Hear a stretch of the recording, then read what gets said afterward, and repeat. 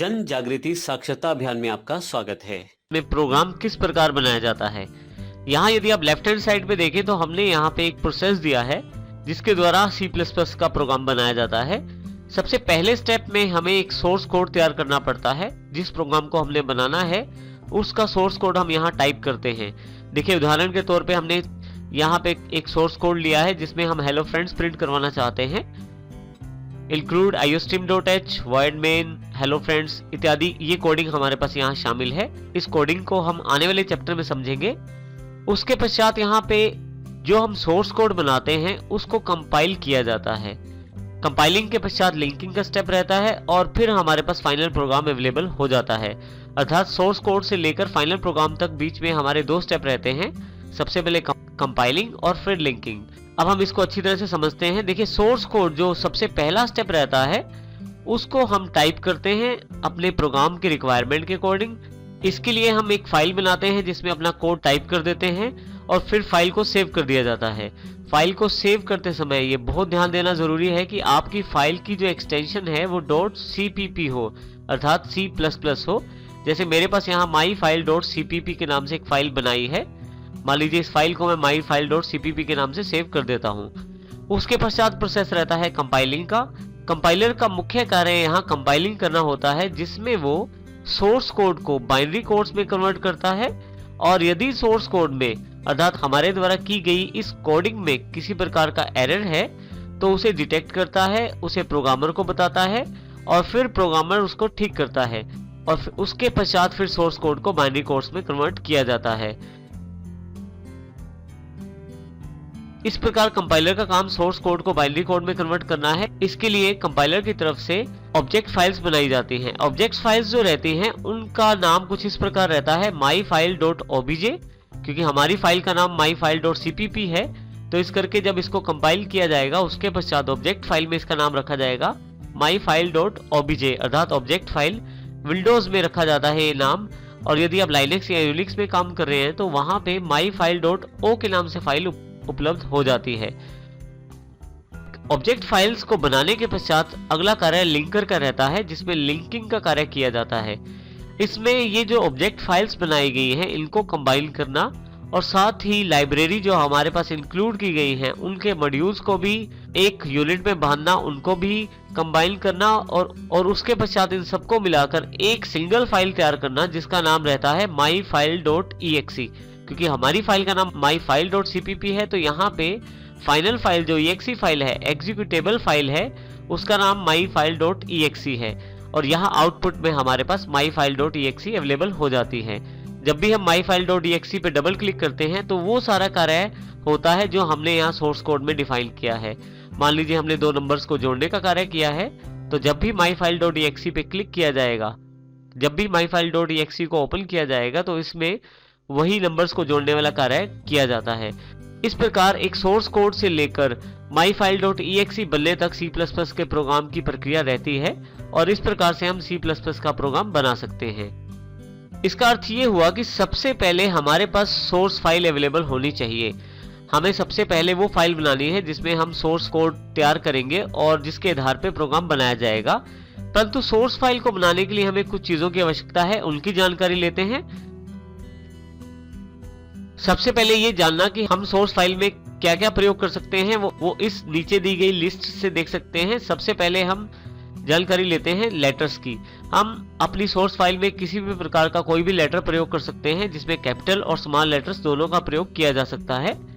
Digits प्रयोग किए जा सकते हैं, स्पेशल कैरेक्टर्स को प्रयोग किया जाता है, परंतु इन सबके प्रयोग करने के लिए हमें इनकी जानकारी होना आवश्यक रहता है और हम जैसे जैसे प्रोग्रामिंग करेंगे वैसे वैसे इन सबके बारे में सीखेंगे।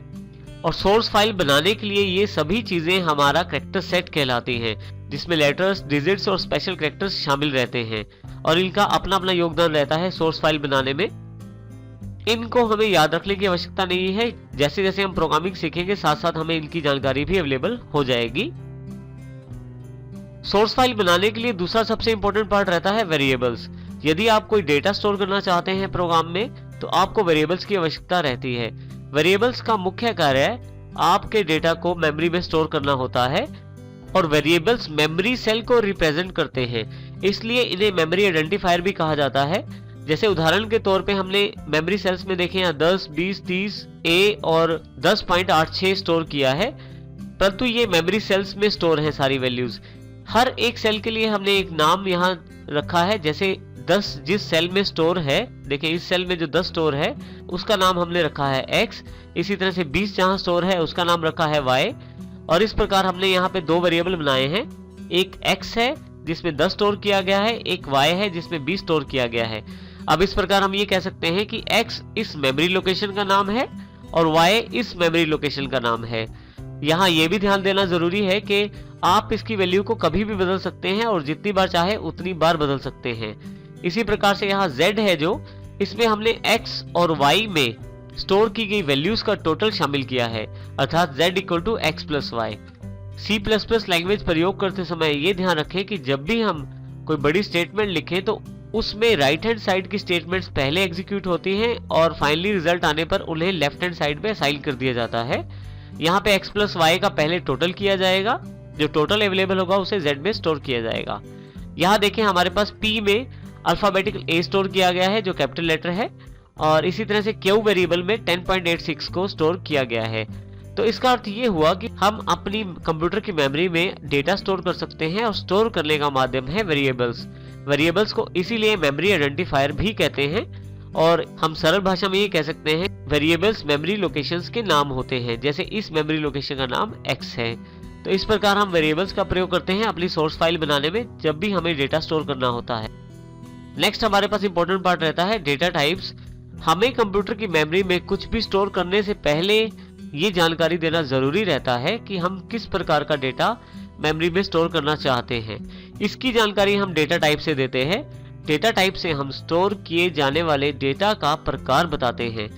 उदाहरण के तौर पे यदि आप नंबर का डेटा स्टोर करना चाहते हैं तो उसका प्रकार इंटीजर रहेगा, और इसी तरह से अक्षरों के डेटा के लिए कैरेक्टर प्रयोग कर सकते हैं, और दशमलव के डेटा के लिए फ्लोट का इस्तेमाल किया जा सकता है। इनकी विस्तृत जानकारी हम आने वाले सेक्शन में लेंगे। उसके पश्चात सबसे इंपॉर्टेंट पार्ट जो रहता है वो 4th नंबर में हमारे पास उपलब्ध है। सोर्स फाइल को बनाने के लिए हमें मेन फंक्शन की रिक्वायरमेंट रहती है अपनी सोर्स फाइल को बनाने के लिए। ये हमारा सबसे मेन फंक्शन रहता है जो पूरे के पूरे प्रोग्राम को कंट्रोल करता है, और प्रोग्राम हमारा मेन फंक्शन से शुरू होता है। यहाँ पे यदि आप ध्यान दें तो यहाँ पे जो मेन है वो नाम है। उसके अलावा हमारे पास ब्लॉक दिया गया है जिसमें हमने ओपन कर्ली ब्रेसेस का प्रयोग किया है, जो ये जानकारी देता है कि मेरा प्रोग्राम या मेरा मेन फंक्शन यहाँ से ओपन है।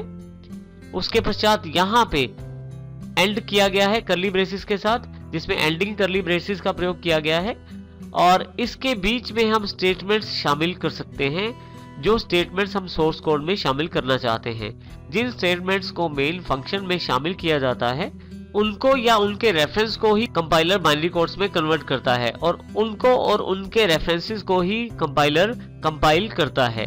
तो इस प्रकार हमारे पास 4th इंपॉर्टेंट पार्ट रहता है जिसमें हमने यहाँ पे मेन ब्लॉक बनाया है। अब यहाँ देखें दो राउंडेड ब्रैकेट्स का प्रयोग किया गया है, ओपन और क्लोज राउंडेड ब्रैकेट के साथ। ये फंक्शन का साइन रहता है। आने वाले चैप्टर्स में इसकी भी जानकारी लेंगे। हमारे पास इसका अर्थ ये हुआ कि सोर्स फाइल बनाने के लिए हमें ब्लॉक की आवश्यकता रहती है।